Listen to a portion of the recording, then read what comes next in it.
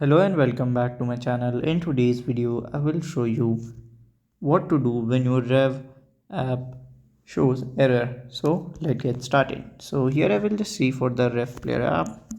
Okay. So if it does not work and if it shows the error, you have to follow this easy method. So here we can see the Rev app. So I will directly see or search for here or Rev app. From here I can just locate it. Okay.